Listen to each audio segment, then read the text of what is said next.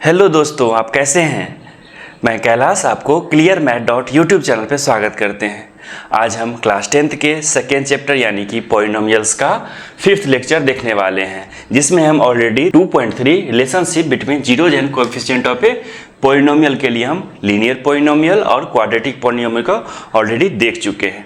आज हम देखने वाले हैं क्यूबिक पॉलिनोमियल में जीरोज और कोएफिशिएंट में कोई रिलेशनशिप होता है, वो क्या होता है। तो चलिए बिना देर किए शुरुआत करते हैं। हम एक एग्जांपल ले लिए हैं क्यूबिक पॉलिनोमियल का। तो सबसे पहले तो जीरोज कोएफिशिएंट तो हमको पता है क्या है, a इक्वल्स टू 2 है, b इक्वल्स टू -5 है, c इक्वल्स टू -14 है, d इक्वल्स टू 8 है। ये कैसे फाइंड किए, क्योंकि हमको पता है कि क्यूबिक पॉलिनोमियल का जो जनरल फॉर्म होता है क्या होता है, ax³ bx² plus cx plus d होता है। तो देखिए x³ का क्या है, a 2 है, x² का b क्या है -5 है। तो इस टाइप से हम लिख लिए हैं, समझ गए। उसके बाद देखते हैं कि जीरोज क्या होता है। कोएफिशिएंट हमको पता चल गया। जीरोज के लिए हम क्या करते हैं, फर्स्ट जीरोज के लिए तो हमको heat and trial method use करना पड़ता है कि हमको कौन सा आएगा। आप क्या करिए, 1 रख के पुट करके देखिए, 2 रख के पुट करिए, -2 रखिए, -1 रखिए, यानी कि 0 1 2 3 4 के बीच में ही आपको आंसर आ जाना चाहिए।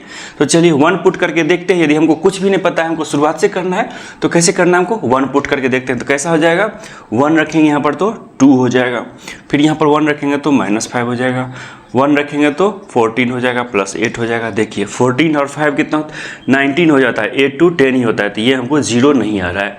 अब हम रख के देखते हैं -2।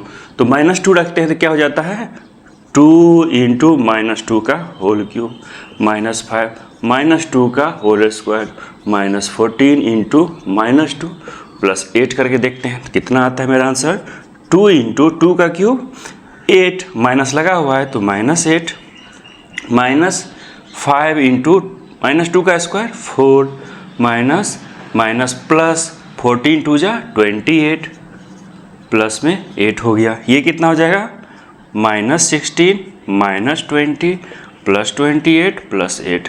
देखिए इसके इक्वल कितना होता है 36 और इसके भी इक्वल 36। ये माइनस में ये प्लस में, यानी कि 0 आ गया। यानी कि हम एक जीरोज फाइंड कर लिए। क्या, पहला जीरोज मेरा -2 है।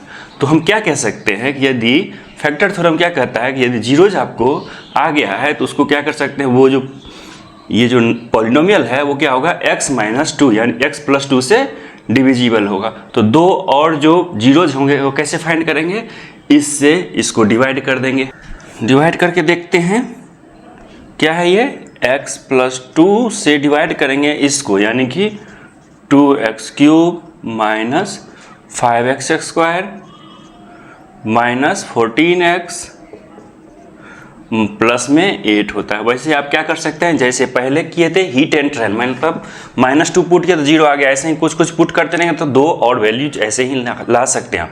लेकिन क्या होता है, हीट एंड ट्रायल मेथड में हमको आइडिया नहीं रहता है कि हम क्या पुट करें क्या ना पुट करें। हो सकता है कि बहुत टाइम लग जाए फिर भी जीरोज ना है, लेकिन इसमें तो सर्टेन मेथड है कि आना ही आना है आपको आंसर। तो क्या करते हैं, हमको क्या करना है, x को इतना बनाना है तो क्या करना पड़ेगा, 2x² से मल्टीप्लाई करना पड़ेगा x² से।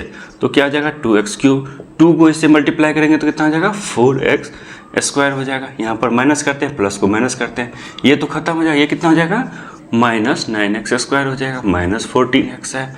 अब हमको x को इतना बनाना है तो क्या पढ़ना पड़ेगा, -9x करना पड़ेगा, तो -9x² हो जाएगा, माइनस प्लस माइनस और 9 2 जा 18x। तो ये क्या हो जाएगा, प्लस, ये हो जाएगा प्लस, प्लस माइनस खत्म हो गया, प्लस माइनस तो प्लस में 4x। अब आ गया +8, तो यहाँ पर कितना हो जाएगा, +4 यदि मल्टीप्लाई करते तो देखिए 4x प्लस में 8 हो जाता है, यानी कि पूरा खत्म हो गया, 0 आ गया। यानी कि हमको ये जो दिया हुआ है पॉलिनोमियल, इसको किस फॉर्म में लिख सकते हैं हम, x + 2 into 2x² -9x plus में 4 में हम लिख सकते हैं। अब इसको तो मिडिल टर्म स्प्लिटिंग से जानते हैं कैसे स्प्लिट करेंगे, तो x + 2 इंटू कैसे करेंगे, 4 2 जा 8, 8 1 जा 8, यानी कि 2x² -8x -x प्लस में 4, x plus 2 into 2x common ले लेंगे तो क्या हो जाएगा, x माइनस 4 हो जाएगा। यहाँ पर से क्या कर लीजिए, -1 कॉमन ले लीजिए तो x माइनस 4 हो जाएगा। मान लीजिए इस ब्रैकेट को मिडिल ब्रैकेट कर देते हैं, कन्फ्यूजन ना हो इसीलिए। तो क्या हो जाएगा, x plus 2 into 2x minus 1 into x minus 4 हो जाएगा। हमको अब आसान हो गया जीरोज फाइंड करना, ये तो हमको पता ही है कि x प्लस 2 का क्या होता है, -2 जीरोज हो जाएगा।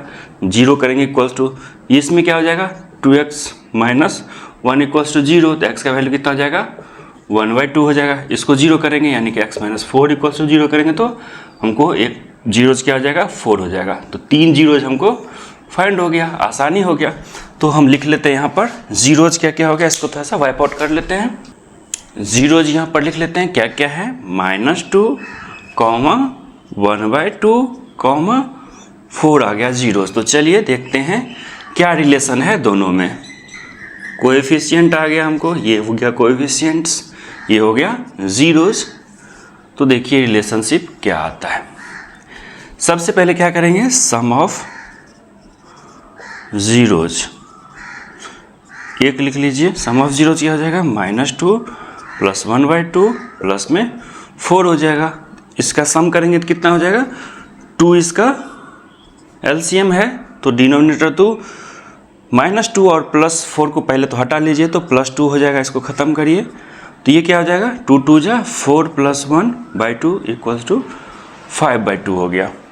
ठीक है, हम कोएफिशिएंट में क्या देखते हैं कि क्या होता है, माइनस ऑफ b देखिए क्या है, बाय a क्या है, 2 है।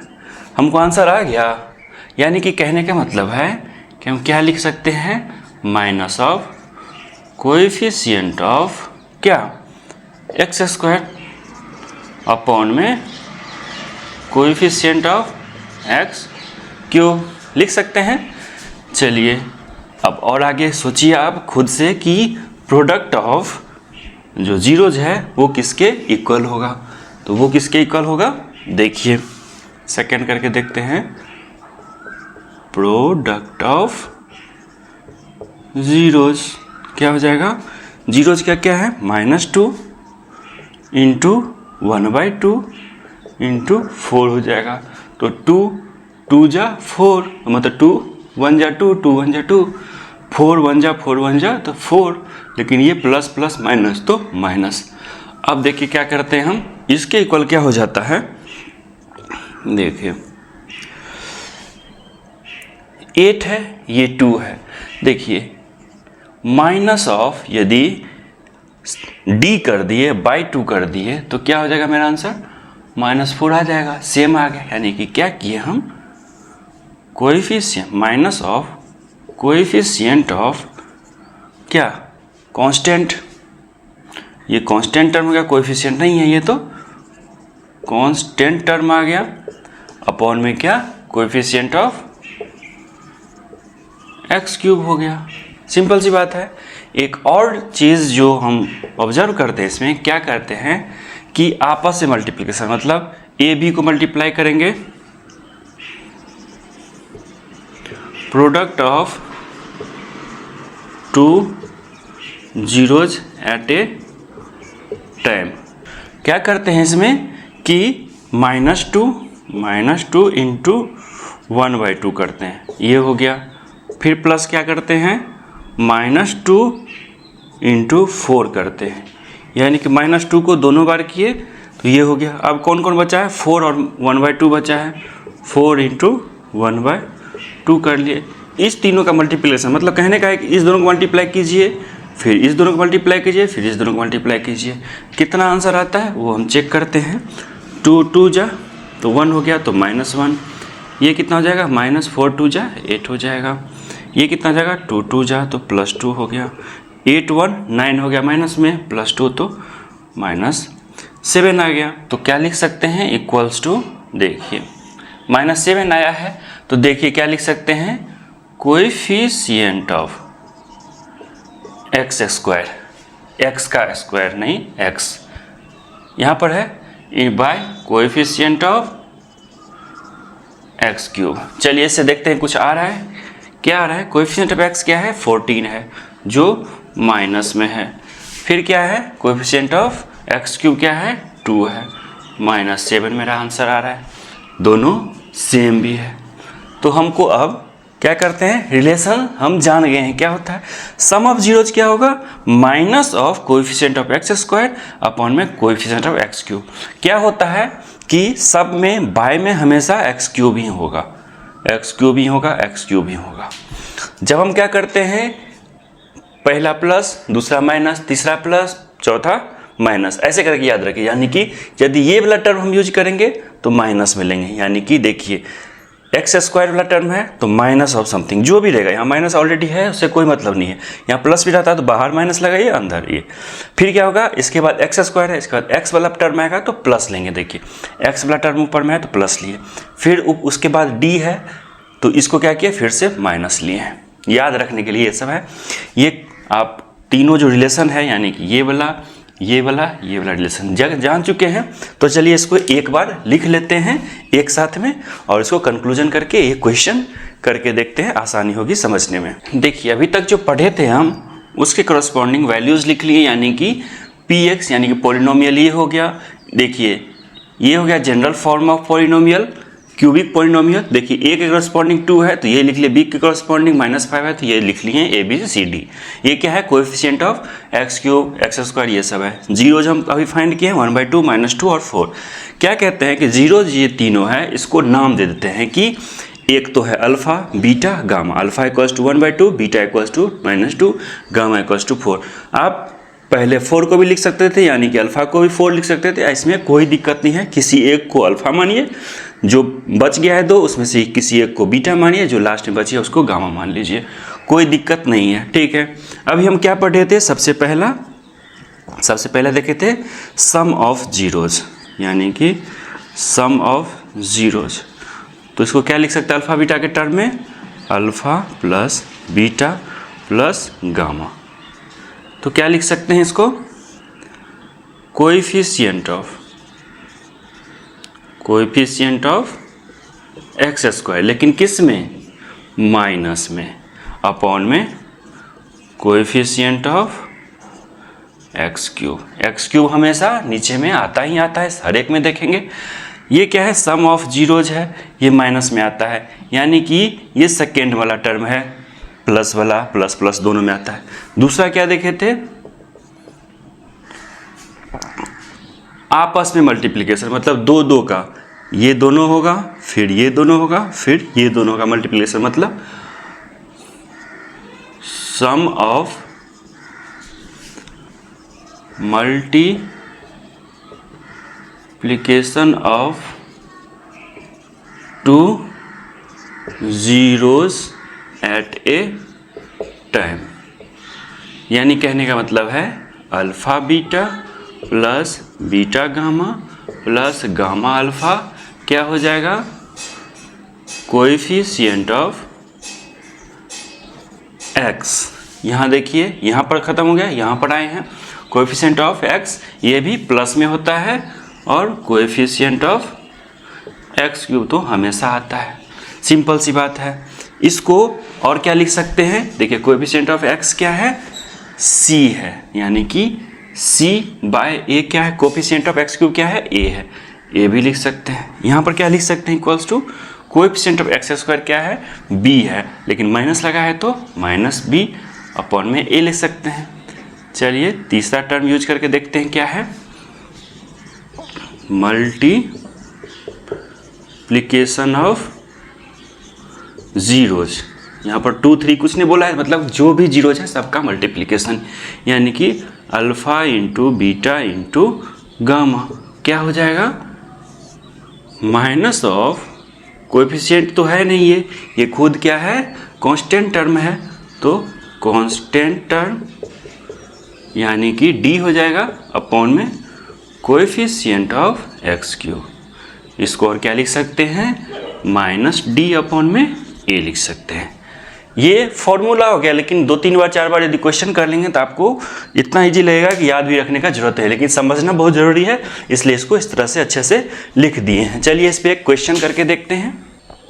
एग्जाम्पल 5 क्या दिया हुआ है कि वेरीफाई दैट ये जो जीरोज हैं ऑफ दिस पॉलिनोमियल, ये पॉलिनोमियल हो गया, इसका जीरोज है वो, and then verify the relationship between the zeros and the coefficient, मतलब जो पढ़ रहे हैं वही करना है हमको।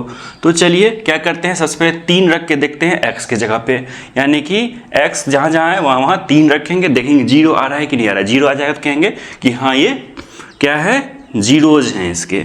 तो p x की जगह पे क्या रखना है, 3 रखना है, equals to 3 into x cube मतलब 3 का cube, minus of 5 into x square मतलब 3 का square, minus 11 into 3 minus of 3।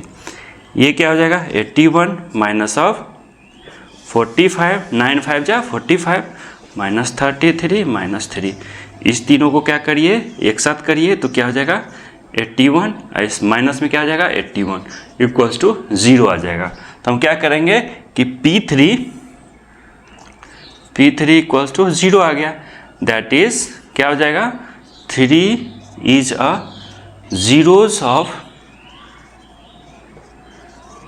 The polynomial Px equals to जो दिया हुआ है ये।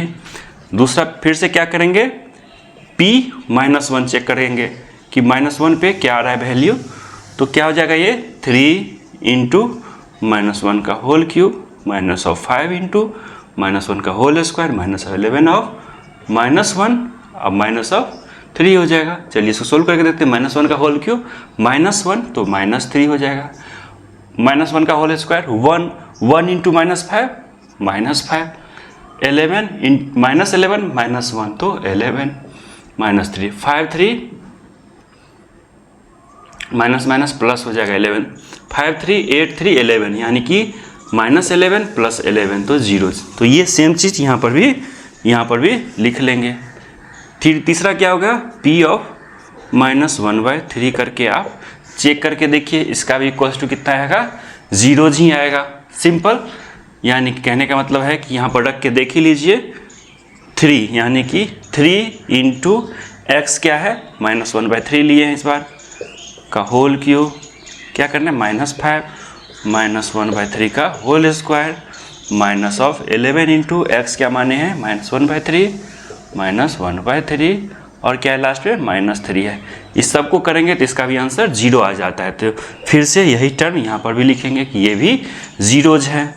अब चलिए क्या करना है कि verify that the relationship between the zeros and the coefficient. हम अभी क्या पढ़े हैं कि सम ऑफ जीरोज क्या पढ़े थे, हम क्या मान लेते हैं, एक तो कोएफिशिएंट ये क्या है अल्फा है, ये क्या है बीटा है, ये क्या है गामा है, मान सकते हैं किसी को कुछ भी मान सकते हैं। तो अल्फा प्लस बीटा यानी कि alpha plus beta plus gamma भी क्या दिखे थे -b/a होता है।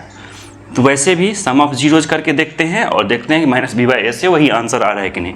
तो सम ऑफ जीरोज करके देखते हैं। सम ऑफ जीरोज नहीं लिख करके क्या लिख सकते हैं आसान भाषा में, alpha plus beta plus gamma equals to क्या होगा 3 प्लस ऑफ -1 प्लस ऑफ -1/3 हो जाएगा। सबको ऐड करिए कितना हो जाएगा 3 और -1 कितना हो जाएगा 2 -1/3, तो ये कितना हो जाएगा 3 2 या 6 -1 5/3 हो जाएगा। चलिए इससे -b/a से करके देखते हैं, -b/a कितना आता है, b देखिए क्या है -5 है, -5 है, हमको क्या करना है माइनस बाहर में लगाना है, b क्या है -5 अपॉन में a क्या है 3 है, इससे क्या आ रहा है 5/3 आंसर आ रहा है, यहाँ पर भी 5/3 आ रहा है, यहाँ पर भी 5/3 आ रहा है। ये हम रिलेशन जो सम ऑफ जीरोज का है वो वेरीफाई कर दिए। सेकंड देखिए, सेकंड क्या कह रहा है कि product of the zeros taken 2 at a time of zeros taken 2 at a time, यानी कि कौन सा case alpha beta plus beta gamma plus alpha gamma क्या हो जाएगा, चलिए करके देखते हैं। अल्फा बीटा 3 इंटू -1 प्लस में 3 -1 इंटू -1/3 प्लस में 3 इंटू -1/3। चलिए क्या होगा इसका आंसर 3 इंटू -1 -3। यहाँ पर माइनस माइनस क्या हो जाएगा, प्लस हो जाएगा। 1 इंटू 1 1/3 माइनस प्लस माइनस 3 से 3 कट जाएगा तो -1 हो जाएगा। देखिए -3 -1 कितना हो जाएगा, -4 प्लस में 1/3 तो 4 3 जा 12, 12 प्लस 1 -12 प्लस 1 तो -11/3 हो जाएगा। तो हमको अब ये निकल गया प्रोडक्ट ऑफ जीरोज। ऑलरेडी हम इसके लिए क्या जानते हैं कि alpha beta plus beta gamma plus alpha gamma के लिए क्या होता है, सी अपॉन में ए होता है। सी अपॉन में ए होता है। सी क्या मेरा दिया हुआ है, सी देखिए यहाँ पर है -11 दिया हुआ है। ए क्या है मेरा 3 है तो 3 है।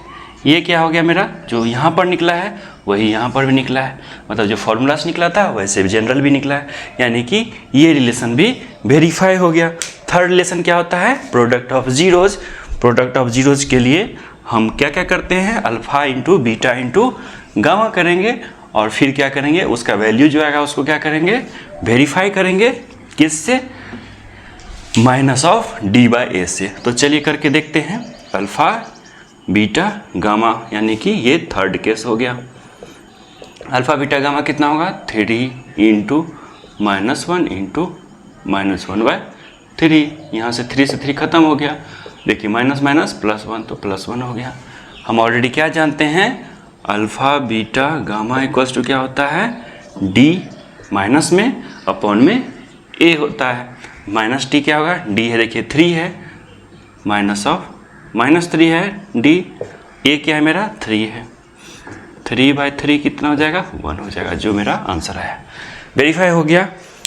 आप एग्ज़ाम में जितना अच्छे से लिख पाएंगे, एक तो मार्क्स जितना आता है, यानी मान लीजिए 5 6 7 8 मार्क्स का है तो बहुत अच्छे से करना पड़ेगा। हर एक चीज़ को लिखना पड़ेगा कि अल्फ़ा बीटा गामा क्या है, कि जीरोज हैं, यानी कि alpha equals to 3, beta equals ये लिखेंगे, फिर लिखेंगे कि P3 को हम 0 लिखे हैं, ये बात लिखेंगे, फिर दूसरा में लिखेंगे, तीसरा में लिखेंगे, फिर क्या करेंगे तीसरा, उसके बाद वेरीफाई करने के क्रम में पहला लिखेंगे। अल्फ़ा बीटा गामा को ऐसे मल्टीप्लाई करके देखेंगे, मतलब हर एक कुछ को लिखना है। और मैथमेटिक्स में जो भी काम कर रहे हैं उसको थ्योरी में भी लिखते जाना है कि हम ये समझा पाएँ कि हम जानते हैं कि कर क्या रहे, रटा रटाया हम नहीं कर रहे हैं काम। तो आपको एग्जाम में वो सब करना होता है।